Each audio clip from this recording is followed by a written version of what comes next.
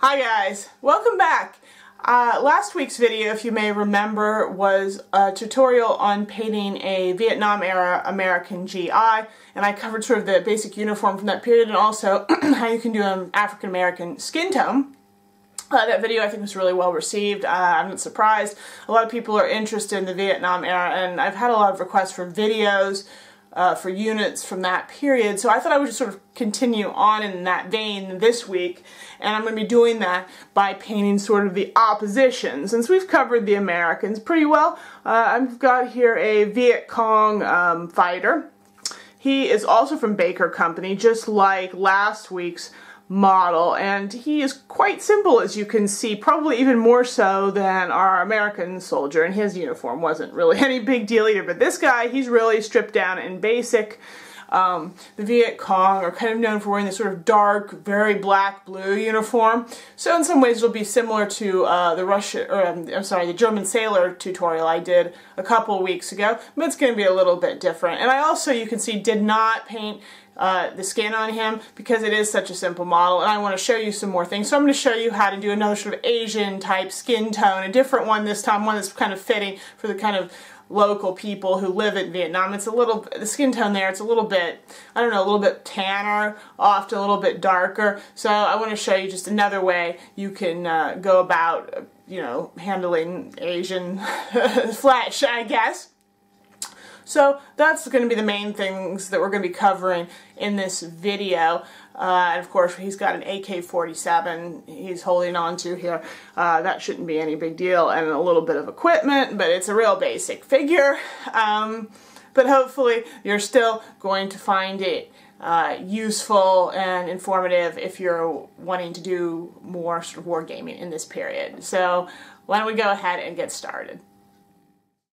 Alright, I'm going to start out here by painting the skin on our model, and the base coat we're going to be using is a little darker than what I usually go for, and again, that's because, as I said, we're going to want a sort of darker, more tan looking complexion here. So what I've done here is made a mixture of Vallejo beige brown and Vallejo cork brown, which is the base coat I use on sort of a more normal sort of Western European looking skin type. Next, I'm going to apply a heavy wash, I should say, of Reichland Flesh Shade, which is the same color that we always use on skin, and it works just fine here as well. Now for this first highlight, I'm going to be just using pure cork brown here. It doesn't have anything mixed into it, and I'm just going to be applying it to most areas, at least sort of thinly, at the very least, just avoiding sort of the really dark creases between fingers and toes and around the eyes, those kind of areas that we know we need to stay dark. When you're painting things like the cheeks, you want to probably apply several layers, apply it most thickly towards the top and then more thinly going down, sort of blending it out. And that goes for other areas, like on the feet. I'm going to put a heavier coat like on the heels, sort of at the around the knuckles, you know, areas where we're eventually going to build up higher highlights. You want them to have a thicker, heavier base coat, and you can then sort of blend it out and make it more transparent as you sort of move out into more shadowed regions. I'm now going to define better all of the really dark shadow areas, like sort of the lines between the toes and fingers, and around the eyes, under the nose, between the lips, under the lip, that kind of thing. And like with all sort of skin tones, I'm using Vallejo Black Red here. It works just as well with the slightly deeper, more tan skin tone, and it works for the lighter skin tones. And you can probably use it for pretty much any skin tone, in fact, unless it's very, very dark, like the one we did last week, in which case you probably want to add some dark brown or black into it just so that you get enough contrast.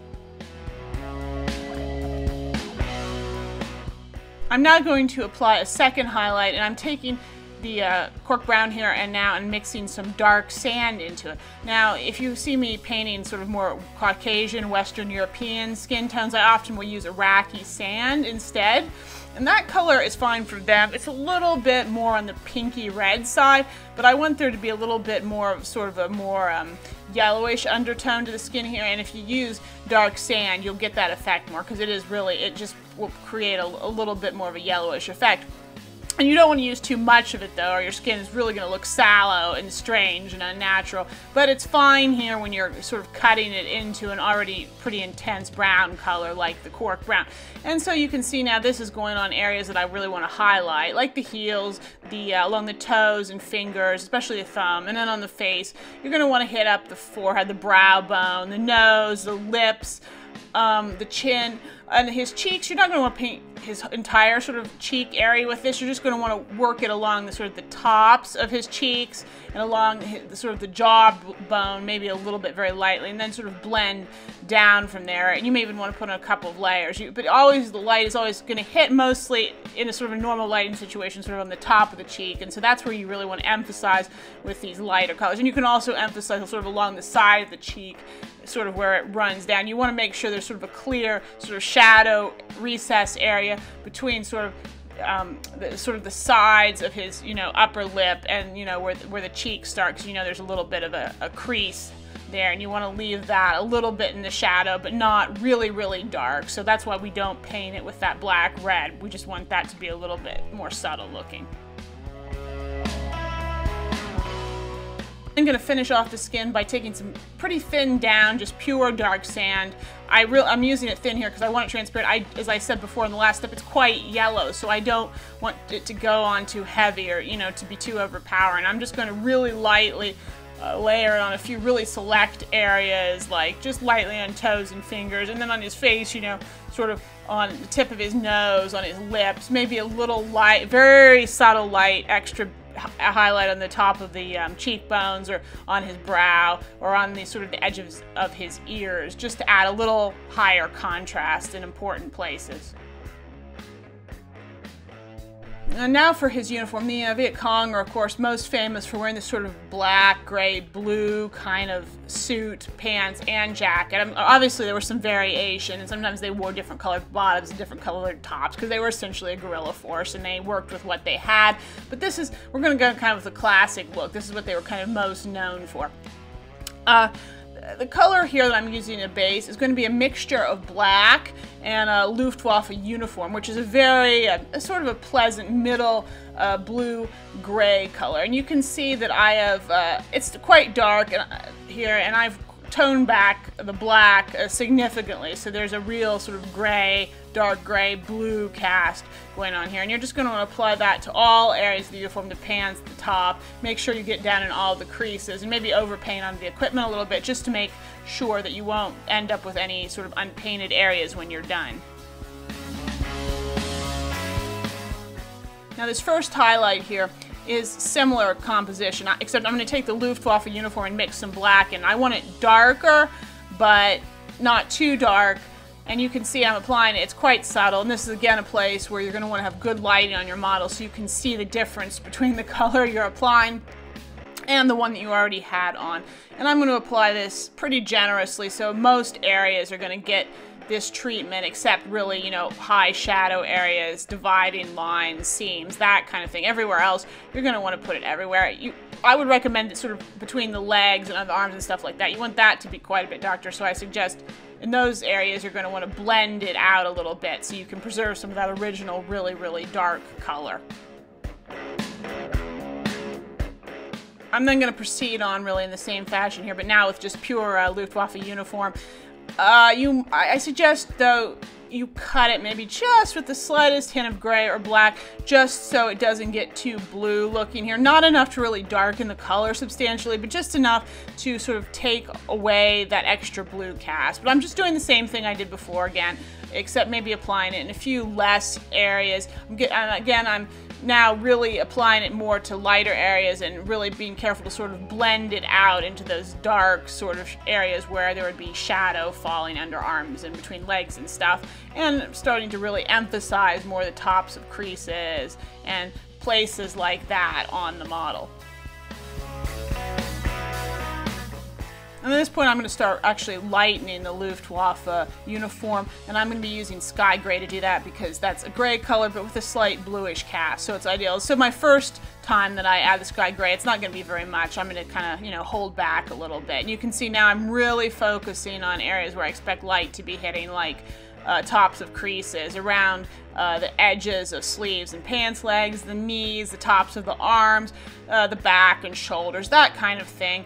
And in any sort of large, smoother areas, you're going to want to, you know, really spend some time blending it out so it gets a nice smooth transition into the darker regions. And be sure when you're painting, say, you know, creases and folds, especially if it's a more subtle crease or fold in the fabric, to really make sure that your brush strokes are precise and smooth and sharp so that, you know, you'll get a nicer look where it's laying next to a much darker area, which is something you're going to have occurring when you've got folds and creases in the fabric.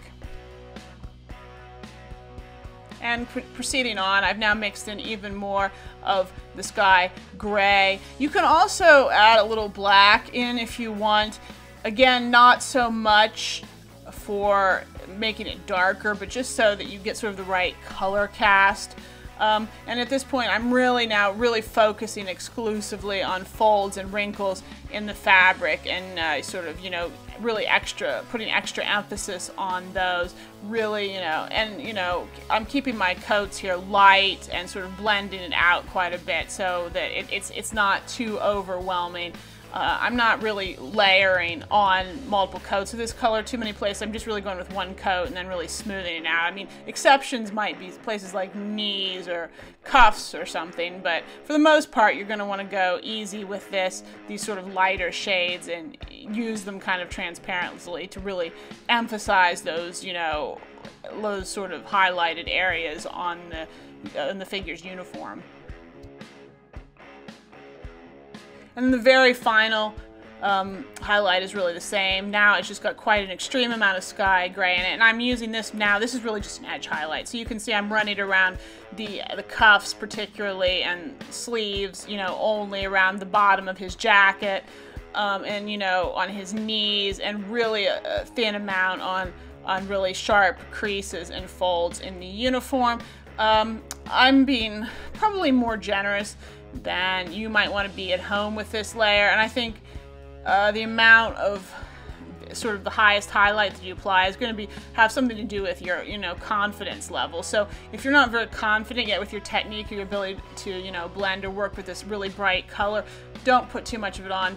Be more subtle with it, you know, because of course if you overdo this, you have the potential to ruin your figure. So, you know, usually if you it's better to underdo this step than to overdo it.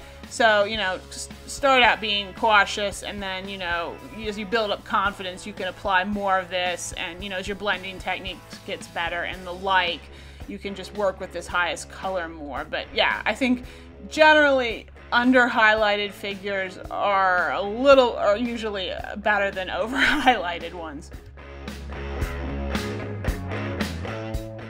Now let's do his equipment, belts, and water bottle. These seem to have usually they came in a lot of colors, I should say, but generally some form of olive drab or khaki. So I'm going to be base coating these areas here using German camouflage dark green. To highlight the pouches, I'm going to start out first with a mixture of the German camouflage dark green with some Russian uniform World War II in it. You may remember I worked with that color a lot when I was doing olive drab on my American Vietnam soldier, and it works well here too.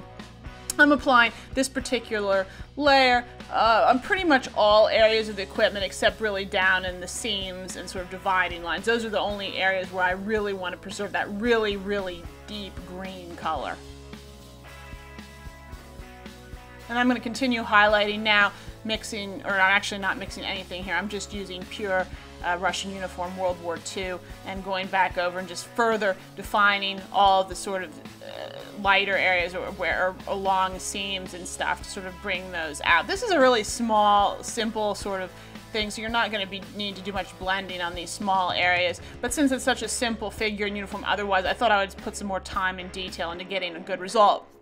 After I finish with that just Russian uniform layer, I'm going to be mixing a little of that dark sand in to lighten it up further for another highlight. And I already had the dark sand, so that's, again, as I said, work with what you've got on your bench out already, because not only does it save you using more paint colors, but it tends to create a figure that has more sort of harmonious color use, because you've got all the same colors sort of coming back, and it makes everything fit together better. So I'm just applying more of this, and again sort of emphasizing the edges of sort of seams and the tops of those pouches and stuff very carefully.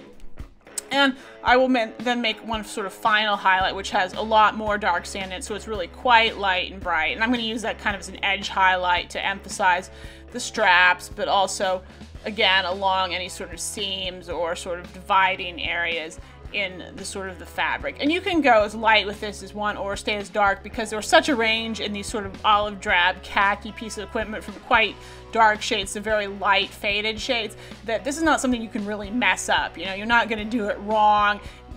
Whether you go dark or light, it's you know, you're going to get equally good and equally sort of plausible look. I'm now going to do some base coating on the brown areas, which include his sandals here and also the wood on his AK-47. Now, the sandals, I'm just going ahead and make them brown. So I'm applying a brown base coat using Vallejo German Camouflage Black Brown. On the wooden areas of the AK-47, I'm going to be using Foundry Bay Brown shade as my base layer. Now for highlighting the browns. The sandals are going to get a first highlight here very quickly of Foundry Bay Brown Medium. And then I'm going to move on to use two other Foundry colors to sort of highlight everything. The first of those colors is going to be, as usual, which color I use on both leather and wood, Foundry Chestnut shade. And on the sandals, I'm going to apply that rather sparingly, lightly, sort of along the edges, sort of letting it sort of fade out into the darker brown. On the gun, I'm going to be a lot more generous. I'm going to apply it fairly heavily, again, so that it sort of blends and fades out into the dark, but I want it to feel stronger. You can see I'm always emphasizing the edges most and sort of blending and pulling it out from there. I'm then going to take some chestnut medium from Foundry. And on the sandals, I'm going to use it very delicately, just the smallest hints of it, very light, sort of along the edges to really emphasize areas of wear. It shouldn't be too much. I don't want these leather areas to get too bright or too yellow. On the gun, as always, you can be more, you can put more on, you can go for a sort of a more yellow look. But again, it's still being used as an edge highlight, and you should, you know, you really should apply it that way, just not quite as strongly or quite as much as we did with the chestnut shade color. At this point, I'm going to be painting his hair, and it's pretty straightforward. I'm starting out here with a black base coat, which is pretty obvious, I think. And then the trick, of course, is lightening it up. Painting black hair can be a little bit deceptively difficult, because you want some nice contrast and highlights on the hair, but if you do it wrong or overdo it, your hair ends up looking gray instead of black, which is not what you want. So once I got my black base coat on, my first highlight is just going to be German gray, sort of, and I'm going to brush that lightly over so it doesn't go down too much in the sculpted details in the hair. I want it sort of over the surface, but you can apply it pretty much over the whole head of hair. German gray is not light enough that's going to really make the hair feel, you know, gray from looking at it. After that, you have to proceed with a lot more caution, and what I do then is I take that German gray and I'm going to lighten it with the sky gray, just because that's what I already have laying around again. But of course, you want to do it very subtly, just a small amount. You want your shades when you're painting the black hair to be very subtle and not very much difference between them. And you're going to want to be focusing the colors, the lighter colors, towards the top of the head and sort of where the hair frames the face in particular, and make sure it's darker and less highlight to the bottom. But again, you should be using very subtle gradations, very subtle shade differences. Another area you're going to want to reserve for sort of the highest highlight, I guess the lightest gray, if you can call that, is going to be along, if there's a part in the hair, you're going to want to sort of run a lighter line along that, and sort of along maybe the tops of some very sort of defined tendrils, if those are sculpted in. But try not to go too far with this, because it's so easy to go from just nice black to gray. But there's one more tip that you can do to make sure that it looks good when you're done and kind of brings everything together, and it'll compensate for some grayness, because you can see even I've managed to get it a little bit gray, and that's to take a Nuln oil wash and run it over the whole thing, because that'll unify it, pull it back together again, and sort of take out that gray cast. And now I'm going to finish off by painting the metal areas on the AK-47. So I'm starting out here with a base coat of German gray mixed in with some Vallejo air gunmetal, mostly just as usual that gray, because you want just a slightly metallic dark gray, and yeah, just get all those areas carefully detailed. I'm then going to apply a first highlight here by just mixing a bit more of the gunmetal in, just so it gets a little bit lighter, a little brighter, more metallic, because I've decided, you know, on these sort of pieces, subtle is really better. You don't want to overdo, especially these modern weapons, and get them too shiny. So then, but you're going to want to run that color then on areas where you expect light to be hitting, where you want the gun to feel a little brighter, a little bit shinier. But this color is still subtle enough that you can feel confident applying it pretty generously, and it's not going to mess anything up. I'm then going to finish off the gun by taking just some pure gunmetal and really lightly overbrushing, just in some key small areas where I think there'd be a lot of wear, like on sort of the actions of the gun, around the clip, the magazine, those kinds of places where the gun would get handled a lot and it would get more polished from being worn. Okay, so here's our finished Viet Cong fighter, suitable for the Vietnam War or sort of other Indochina type things that were going on at that period. This, of course, was a very, very simple figure to paint, even more so than last week, but I do hope you found this sort of alternate, sort of darker skin tone useful, because I know how many of you like to see how to paint skin tones, and also how to handle black hair, because that's also something that is a little bit tricky and a lot of people find they have to deal with. I also really like how the pajamas, I'm calling it pajamas, but the sort of the blue suit came out here. It's a little bit similar to the German sailor that I did a couple of weeks ago, though that was darker, I think, and this is a little lighter, a little bit grayer, but it's another approach to a similar kind of color, and I think this is a sort of a color that will kind of comes back in other uniforms as well, so hopefully you'll find it useful from that perspective as well. Of course, as you probably know if you've been following the channel, I've done a couple other tutorials on Vietnam-era soldiers, like last week, and I did a commando some time ago. I will post links to all of those other guys in the description blocks below, so if you're going to go paint a whole army or, you know, want to put together a whole game, you'll have everything you need to do that. So I think that's everything. As usual, please comment, like this video, share it with your friends, and, you know, subscribe to the channel if you haven't done so already to keep up with the latest updates. And yeah, so that is all for now, and I will be seeing you next time.